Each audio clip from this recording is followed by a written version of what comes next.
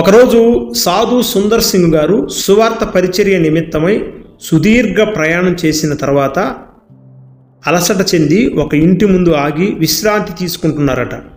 అకస్మాత్తుగా ఒక పిచ్చుక బలమైన గాలికి నిస్సహాయంగా ఎగురుతూ ఆయన దగ్గరకు వచ్చి వారిందట. మరోవైపు ఒక బలమైన డేగ భయముతో ఉన్న ఆ పిచ్చుకను పట్టుకోవడానికి అతి వేగముగా తరుముకుంటూ వస్తుందట. అయితే చిన్న పక్షి ఒక పెద్ద ప్రమాదం నుండి ఆశ్రయం కోసం వెతికినట్లు, అలాగే బాధ కష్టాల యొక్క హింసాత్మక గాళ్ళు మనల్ని ప్రభు యొక్క రక్షణ చేతిలోకి ఎగిరిపడేలా చేస్తాయి. వివిధ దశల నుండి బెదిరింపులు పిచ్చుకను ఆయన ఒడిలో పడి ఆశ్రయం పొందేలా ఏ విధంగా చేసిందో, ఒక వ్యక్తిని కూడా అతనికి వచ్చే శ్రమలు, కష్టాలు, దుఃఖము, నొప్పి, బాధలు, విచారాలు కూడా అవి ప్రభువు సన్నిధికి వచ్చేలాగా చేస్తాయట. నొప్పి మరియు బాధ, దుఃఖము మరియు విచారము మేఘము వలె పైకి లేచి సూర్యుని కాంతి మన మీద పడకుండా అవి కప్పి ఉంచి, సూర్యుని యొక్క దృష్టి మన మీద పడకుండా దాచిపెడితే నిరాశ చెందకూడదు. ఎందుకంటే చివరికి ఈ దుఃఖపు మేఘము ఆశీర్వాదపు జల్లులుగా దేవుడు దించుతాడు. నీ తలపై నీతి సూర్యుడు ఎప్పటికీ ఉదయిస్తున్నాడు అన్న విషయాన్ని మర్చిపోకూడదు.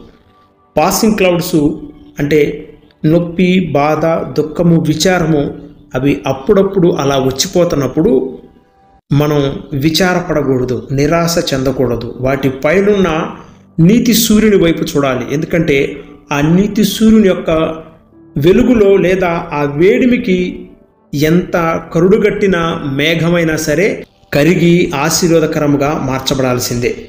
నా అనేక సంవత్సరాల అనుభవం నుండి నేను నిస్సంకోచముగా ఒక మాట చెప్పగలను. అదేంటంటే, సిలువను భరించే వారిని సిలువ భరిస్తుంది అని చెప్తారు సాధు సుందర్ సింగ్ గారు.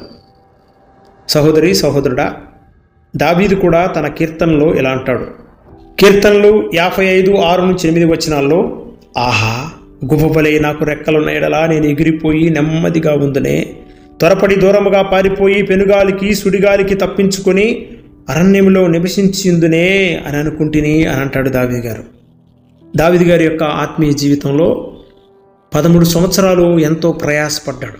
ఎన్నో నొప్పులు, అనేక కారు మేఘాలు కమ్మి ఆయన జీవితాన్ని చిందరవందర చేసినప్పుడు ఆయన ఒకరోజు దేవుని మందిరానికి వచ్చి ఆయన బలిపీఠం క్రింద ఉన్న పిచ్చుకల గూడును చూసి అనుకున్నాడు.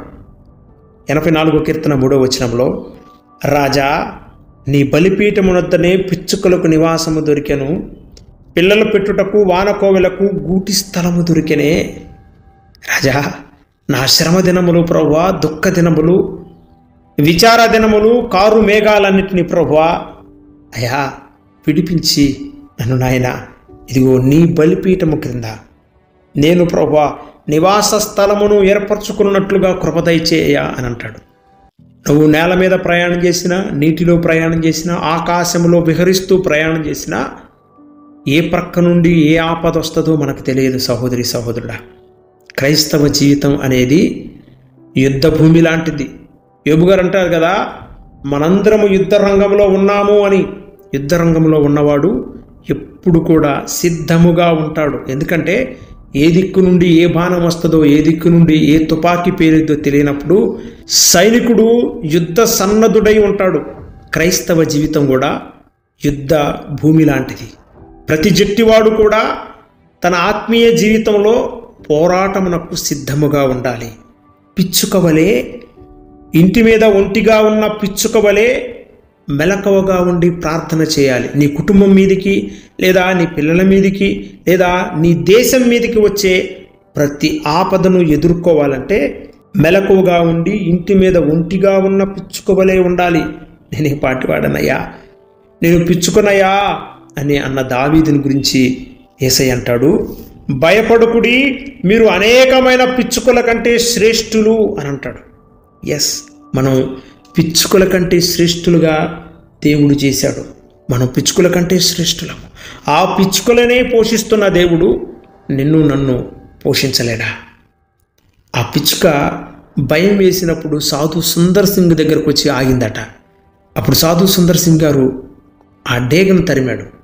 మనం కూడా మన జీవితంలో కష్టాలు వచ్చినప్పుడు, నొప్పి, బాధ, విచారాలు వచ్చినప్పుడు కారు మేఘాలు, ఆ నీతి సూర్యుని కాంతి మన మీద పడకుండా అడ్డుగా వచ్చినప్పుడు పిచ్చుకవలే మెలకువగా ఉండి, ఇంటి మీద ఒంటిగా ఉన్న పిచ్చుకవలే ప్రార్థన చేస్తే ఆ నీతి సూర్యుడు మన మీద ఉదయించి ఇదిగో కారు మేఘాలను తరిమేస్తాడు.